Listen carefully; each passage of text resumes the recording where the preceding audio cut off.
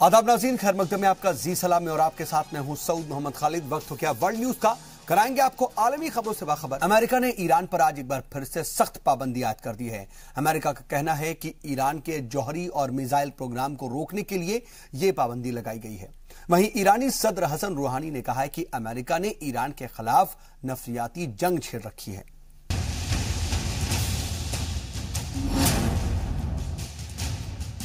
America ने Iran पर सख्त मुआशी पाबंदी आयद कर दी है। नई अमेरिकी इक्तिसादी पाबंदियों पर अमल आज से शुरू हो गया। ट्रंप ने ट्वीट कर कहा कि ईरान पर ऑफिशियली तौर पर पाबंदी लगा दी गई है। यह अब तक की सबसे सख्त पाबंदी है। ट्रंप ने धमकी भरे लहजे में कहा कि जो मुल्क ईरान के साथ तिजारती रिश्ते जारी रखेंगे वो अमेरिका के साथ अपने तिजारती रिश्तों को आगे नहीं बढ़ा पाएंगे। जराये के मुताबिक इन नए इकदामात के तहत खाने पीने और दीगर मसनूआत के अलावा ईरान हुकूमत अमेरिकी डॉलर नहीं खरीद सकती। सोना और दीगर कीमती मदनियात पर भी पाबंदी आयद कर दी गई है।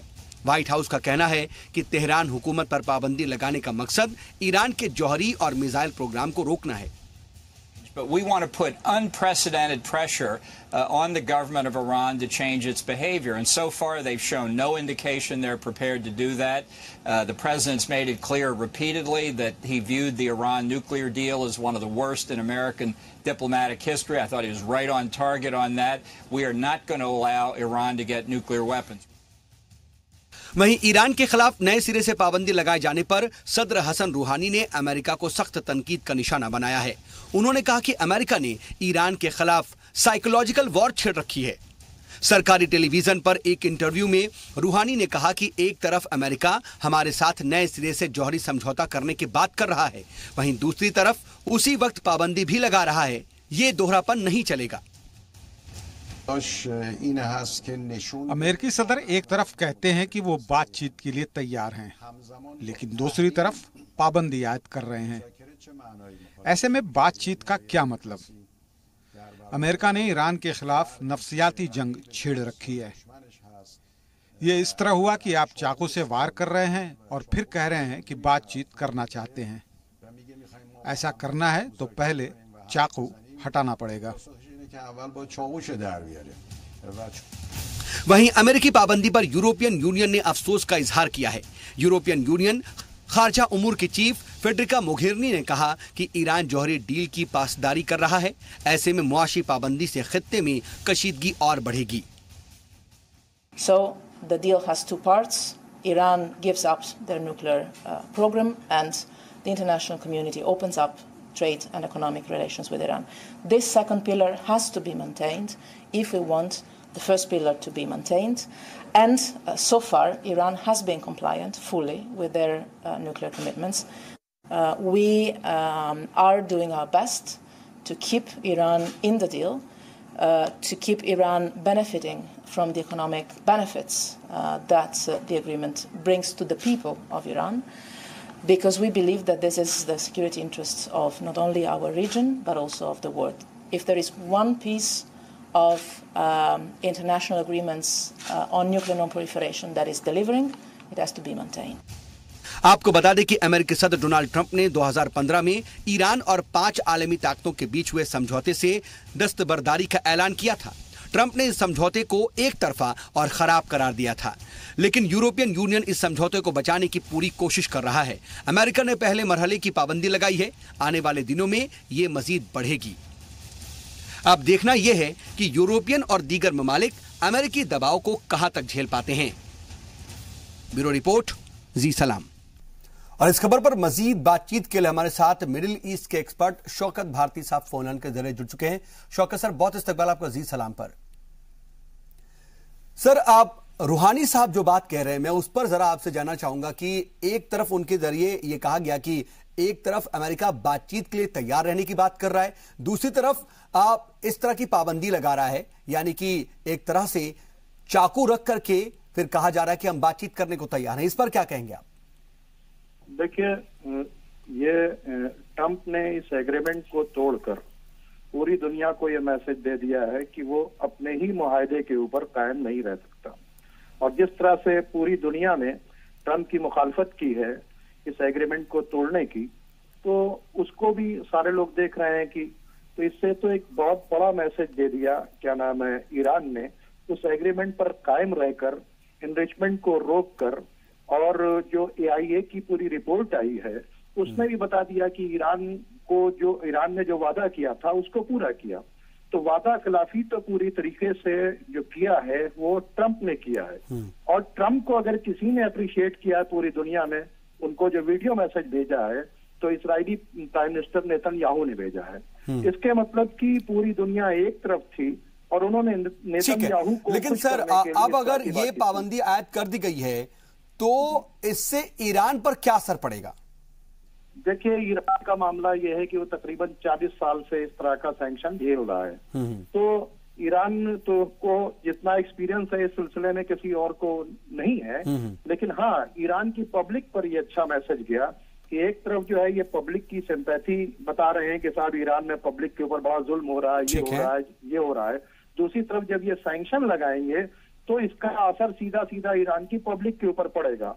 तो इनकी दोहरी पॉलिसी जो है वो, क्या नाम है, क्लियर हो गई कि ठीक है। लेकिन सर इन सब के बीच हिंदुस्तान का ईरान से जो तिजारती ताल्लुकात है, अमेरिका की पाबंदी जो आई है और जो धमकी आई है, उससे हिंदुस्तान पर क्या असर पड़ेगा? देखिए, हिंदुस्तान के पॉलिसी मेकर्स को जो फॉरेन पॉलिसी बना रहे हैं उनको इस चीजों पर देखना पड़ेगा। अब इन्हें क्लियर करना पड़ेगा कि पूरी दुनिया जिसके खिलाफ है उस अमेरिका और इसराइल के साथ ये स्टैंड कर रहे हैं या उसके अगेंस्ट अपनी फॉरेन पॉलिसी बना रहे हैं। ये इंडियन गवर्नमेंट के लिए बहुत सोचने और समझने का वक्त है, क्योंकि धीरे धीरे आप देख रहे हैं कि चाइना भी हमारे खिलाफ होता चला जा रहा है। हालात बिल्कुल खराब हो रहे हैं कि अमेरिका अकेला पड़ रहा है, इसराइल अकेला पड़ रहा है और ये उसके साथ जा रहे हैं। तो इनको अपनी फॉरेन पॉलिसी को सोच समझ कर ही आगे बढ़ाना पड़ेगा ताकि हिंदुस्तान को किसी तरह का कोई नुकसान ना हो। चलिए सर, हमारे साथ आप जुड़े इसके लिए आपका बहुत बहुत शुक्रिया और इस तमाम बातचीत के लिए आपका बहुत बहुत शुक्रिया। चलिए बढ़ते आगे। सऊदी और कनाडा के दरमियान भी सिफारती तनाजात शिद्दत अख्तियार करते दिखाई दे रहे हैं। सऊदी अरब में मजीद कदम उठाते हुए कनाडा के लिए तमाम परवाजें फिलहाल बंद करने का ऐलान कर दिया है। साथ ही रियाद हुकूमत कनाडा में जेरे तालीम सऊदी नौजवानों के बारे में भी जल्द ही फैसला करने वाली है। गुज़िश्ता रोज ही सऊदी ने अपने यहां कनाडा के सफीर को मुल्क छोड़ने का हुक्म दे दिया था। इसके साथ रियाद हुकूमत ने ओटावा में तैनात अपने सफीर को मुल्क वापस बुला लिया है। दोनों मुल्क के दरमियान सिफारती तनाजे की वजह कनाडा की वजीर खारजा क्रिस्टीना फ्रीलैंड की वो ट्वीट है जिसमें उन्होंने इंसानी हुकूक की कारकुन समर बदवी और तस्मीना अस सादा की रिहाई का मुतालबा किया था। इन दोनों को गुज़िश्ता हफ्ते गिरफ्तार किया गया था। सऊदी अरब की वजारत खारजा की तरफ से जारी एक बयान में कहा गया है कि कनाडा के वजीर खारजा का बयान मनफी और हकायक के मनफी है। सऊदी के अंदरूनी मामले में मुदाखलत कबूल नहीं की जाएगी।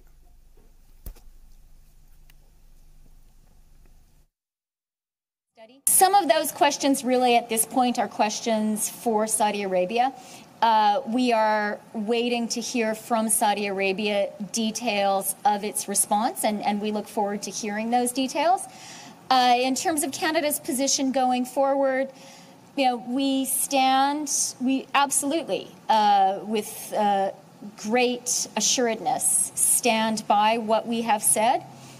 We will always speak up for human rights. We will always speak up for women's rights around the world. इधर बहरीन के अपोजिशन लीडर हसन मुशैमा को मेडिकल फैसिलिटी मुहैया नहीं कराए जाने को लेकर के उनके बेटे अली मुशैमा लंदन में वाक़े बहरीन सिफारत खाने के बाहर धरने पर बैठ गए हैं। अली मुशैमा का कहना है कि उनके वालिद कैंसर जैसे मुहलिक मर्ज में मुब्तला हैं, लेकिन बहरीन हुकूमत उन्हें बेहतर मेडिकल सहूलियत मुहैया नहीं करवा रही। वाज़ेह है कि 70 बरस के हसन मुशैमा को 2011 में हुकूमत मुखालिफ एहतजाज के दौरान गिरफ्तार कर लिया गया था। बहरीन की आला अदालत ने उन्हें उम्र कैद की सजा सुनाई थी, तब से वो जेल में ही बंद है। वहीं एमनेस्टी इंटरनेशनल ने भी हसन मुशैमा और दीगर कैदियों को बेहतर मेडिकल सहूलियात मुहैया कराने की अपील की है, लेकिन बहरीन हुकूमत की जानिब से फिलहाल इस पर कोई जवाब नहीं आया है। My demand is very simple, it's basic demand. My father's rights to be free. Now I'm talking about the medical care, about family visitation, access to book and Holy Quran. I mean, this is nothing. I mean, but the dictatorship don't listen. I have no choice. I mean, I don't want to sleep in the street. I wrote a letter to MB. I contact different human rights organizations, but nothing changed. I feel my father is dying. They are killing my father slowly. और यहाँ वक्त एक छोटे से break का हो चला है, जल्द होते हैं सर।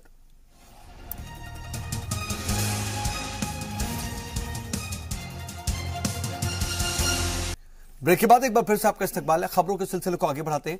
गाजा पट्टी में इस्राएली हुकूमत की जारहाना पॉलिसी लगातार जारी है। इस्राएल के ताजा हमले में हमास के 2 कारकुनान हलाक हो गए हैं। फिलिस्तीनी जराए ने बताया कि एक इस्राएली ड्रोन के जरिए यह कार्रवाई की गई। हमास के अस्करी तंजीम अल अक्साम ब्रिगेड ने तस्दीक की कि हलाक होने वाले उसके जंगजू अहमद मरजान और अब्दुल हफीज अल सलावी थे। वहीं इस्राएली हुकूमत का कहना है कि गाजा पट्टी में यह कार्रवाई एक हमले के जवाब में की गई।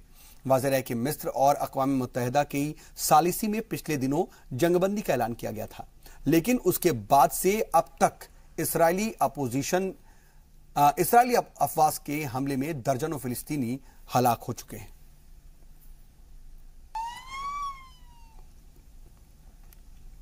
इधर वेनेजुएला के सदर निकोलस मदुरो ने कहा है कि उनके पास पुख्ता सबूत हैं। उन पर किए गए जानलेवा हमले में कोलंबिया हुकूमत जिम्मेदार है। मदुरो ने कहा कि वो जल्द कोलंबिया के खिलाफ सबूत पेश करेंगे। मदुरो ने ट्वीट करके कहा कि इससे हमले में शामिल 6 लोगों को पुलिस और सिक्योरिटी अफवाज ने गिरफ्तार कर लिया है, लेकिन मास्टरमाइंड की तलाश जारी है। वाज़ेह है कि निकोलस मदुरो अपने ऊपर हुए हमले के लिए कोलंबिया के सदर जुआन मैनुअल संतोष को जिम्मेदार मानते हैं, लेकिन कोलंबिया ने इस तरह के किसी हमले में शामिल होने से इनकार किया है। आपको बता दें कि गुज़िश्ता दिनों वेनेजुएला के सदर निकोलस मदुरो पर एक तकरीब के दौरान हमला हुआ था। इसमें वो बाल बाल बचे थे। मदुरो राजधानी कराकस में नेशनल गार्ड के 81 बरस पूरे होने पर मनाए जा रहे तकरीब से खिताब कर रहे थे, तभी जोरदार धमाका हुआ। इस धमाके में 7 फौजी जख्मी हुए हैं।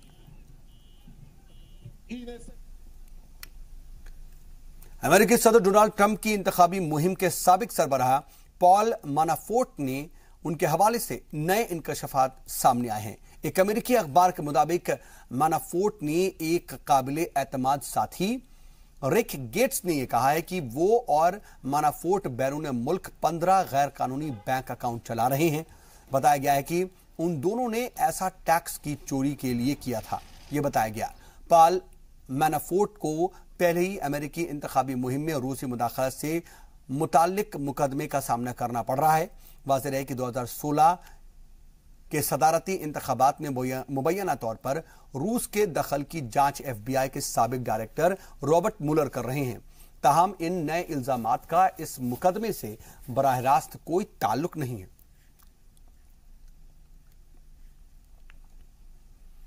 इधर अमेरिका के शिकागो में पिछले 2-3 दिनों के अंदर 44 लोगों को गोली मार दी गई। इनमें 12 लोगों की मौत हो चुकी है। जराये के मुताबिक इतवार की रात से शुरुआती 3 घंटों में 10 अलग अलग वाकयात में 30 लोगों को गोली मारी गई है। 2 की मौत हो गई। पुलिस का यह कहना है कि गुज़िश्ता रात भी गोलीबारी में कई लोग जख्मी हुए। इनमें कुछ टीनेजर भी शामिल हैं। Chicago police commissioner Eddie Johnson ने कहा कि शिकागो शहर को तशद्दुद भरी रात से गुजरना पड़ रहा है। उन्होंने कहा कि इसमें से कुछ वारदात जराइम पेशा लोग और कुछ गैंगवार से मुताल्लिक थी। पुलिस के मुताबिक इलाके में गश्त बढ़ा दी गई है। कई खतरनाक हथियार भी जब्त किए गए हैं। जॉनसन के मुताबिक हालात काबू में हैं। आपको बता दें कि अमेरिका में गन कल्चर की वजह से हजारों लोग हर साल मारे जाते हैं। As if anything, it should underscore the continuing issue that we have with illegal guns and offenders out on the street that are willing to use them. But as long as we fail to hold repeat gun offenders accountable for their actions, we're going to keep having these discussions on Monday mornings.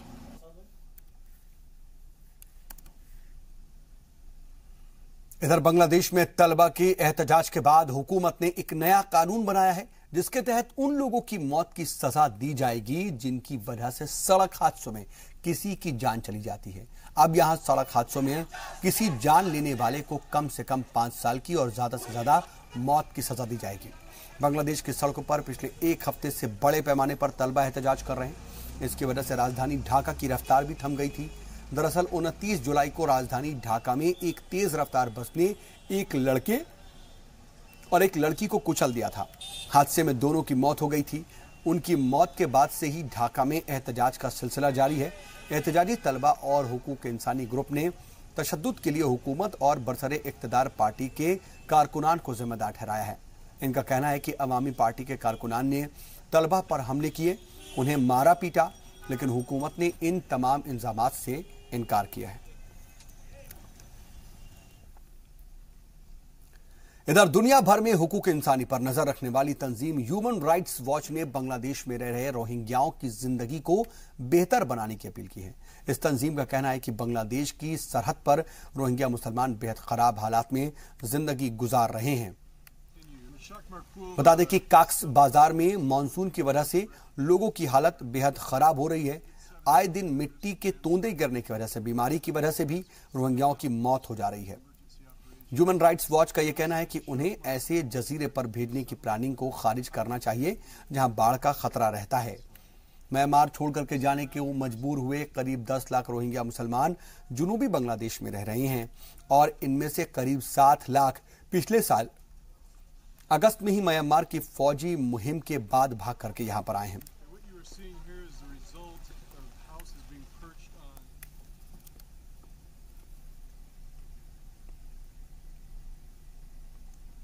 बहरे रोम में कई रोज से भटकने वाली मुजाहिरीन से भरी एक कश्ती को जुनूबी स्पेन में लंगर अंदाज होने की इजाजत मिल गई है। बता दें कि इमदादी तंजीम प्रो एक्टिव ओपन आर्म के मुताबिक इस कश्ती पर 87 अफराद सवार थे और ये अगले सिरास की बंदरगाह पर करीब पहुंच चुके हैं। प्रो एक्टिव ओपन आर्म के मुताबिक कश्ती में सवार ज्यादातर अफराद का ताल्लुक अफ्रीकी मुल्क से है। वाज़ेह है कि मुजाहिरीन से भरी हुई एक कश्ती इटली के साहिल की तरफ जा रही थी, लेकिन इटली बहरिया ने इसे कबूल नहीं किया। आपको बता दें कि बेहतर जिंदगी की तलाश में अफ्रीकी ममालिक से सैकड़ों अफराद यूरोप की तरफ कूच कर रहे हैं। इसकी वजह से यूरोपियन ममालिक में गैर कानूनी तरीके से वतन का बहरान पैदा हो गया। और वक्त एक और छोटे से ब्रेक का, जल्द होते हैं यहां से।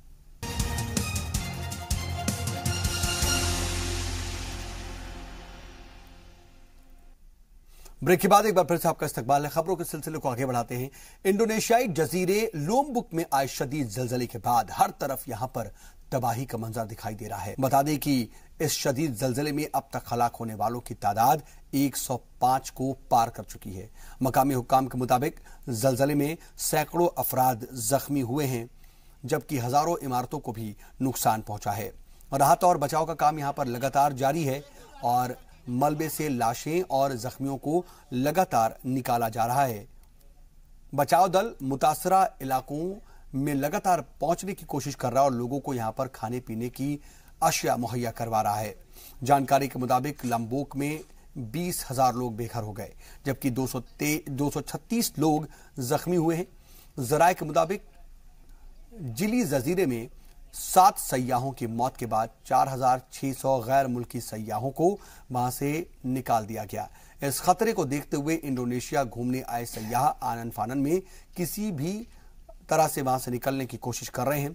एयरपोर्ट पर सयाहों का हुजूम दिख रहा है। इंडोनेशियाई हुकूमत का यह कहना है कि इन सयाहों को वतन वापस भेजने की हर मुमकिन कोशिश की जा रही है। आपको बता दें कि इतवार की शाम आने वाले जलजले की शिद्दत रिक्टर स्केल पर 6.9 रिकॉर्ड की गई थी। इंडोनेशिया में इतवार को आए शदीद जलजले के झटकों ने करीब 100 जिंदगियां खत्म कर दी और हजारों इमारतों को नुकसान पहुंचाया है। लेकिन जलजले के दौरान ऐसा मंजर भी सामने आया जिसे देख करके लोग हैरान हैं। वीडियो में एक इमाम जलजले के झटकों के बीच नमाज पढ़ा रहे हैं। यह वाकया बाली का है। इस वीडियो को मोबाइल से शूट किया गया है। जलजले के झटकों से मस्जिद की इमारत बुरी तरह से हिल रही है और इमाम दीवार का सहारा लेकर के नमाज पढ़ा रहे हैं। इस दौरान नमाज में शामिल कुछ लोग जान बचाने के लिए भाग जाते हैं, ये भी दिखाई देता है, लेकिन मौलाना डटे हुए हैं और पूरी नमाज खत्म करके ही बाहर निकलते हैं। जलजले के बीच इमाम को नमाज पढ़ाने का ये वीडियो सोशल मीडिया पर भी तेजी से वायरल हो रहा है। जब इमाम से इस बारे में पूछा गया तो उन्होंने कहा, जिंदगी और मौत अल्लाह के हाथ में है।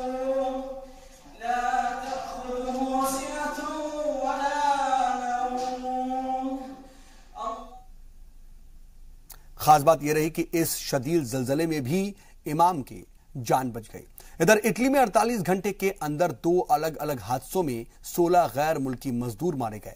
पहला हादसा इटली में बोलोग्ना एयरपोर्ट के पास हाईवे पर हुआ, जहां 2 ट्रक आपस में टकरा गईं। इसके बाद जबरदस्त धमाका हो गया। इस दौरान आग के गोले आसमान तक नजर आए और चारों तरफ धुआं फैल गया। इस हादसे में 3 अफराद हलाक हो गए, जबकि 70 लोग इसमें जख्मी हो गए। इनमें 14 की हालत नाजुक है। जराये के मुताबिक हाईवे पर बने एक पुल से कार लेकर के गुजर रही थी और लॉरी पेट्रोलियम मसनूआत से भरे ट्रक से टकरा गई। इससे आसपास मौजूद दीगर गाड़ियों में भी आग लग गई। वहीं फोगिया शहर के करीब एक सड़क हादसे में 12 लोग मारे गए। जराये के मुताबिक मजदूरों को उनके कैंपों में वापस ले जाया जा रहा है, तभी उनकी वैन एक ट्रक से टकरा गई। जख्मियों का इलाज मकामी अस्पताल में किया जा रहा है। इधर अमेरिकी रियासत कैलिफोर्निया में लगी आग मुसलसल फैलती जा रही है। अब तक इस आग की वजह से 12 अफराद हलाक हो चुके हैं, जबकि सैकड़ों मकानात को नुकसान पहुंचा है। कैलिफोर्निया के जंगलों में लगी आग को हुक्काम ने रियासत की तारीख की शदीद तरीन आग बताया है। कैलिफोर्निया के मैंडोसिनो के जंगल में गुज़िश्ता माह 2 जगहों पर आग लगी थी, जो कि अब फैलते फैलते एक दूसरे से मिल चुकी है। और वहीं पुर्तगाल में जबरदस्त गर्मी की वजह से जंगलों में आग लगी हुई है। पुर्तगाल के अलगार्वे इलाके के जंगलों में पिछले 3 दिनों से आग ने जबरदस्त तबाही मचाई हुई है। अब तक आग में झुलसने की वजह से 40 से ज्यादा अफराद जख्मी हो चुके हैं। 1000 हेक्टेयर इलाके में आग ने सब कुछ तबाह कर दिया है। और वर्ल्ड न्यूज में आज के लिए बस इतना ही। बने रहिए जी सलाम के साथ।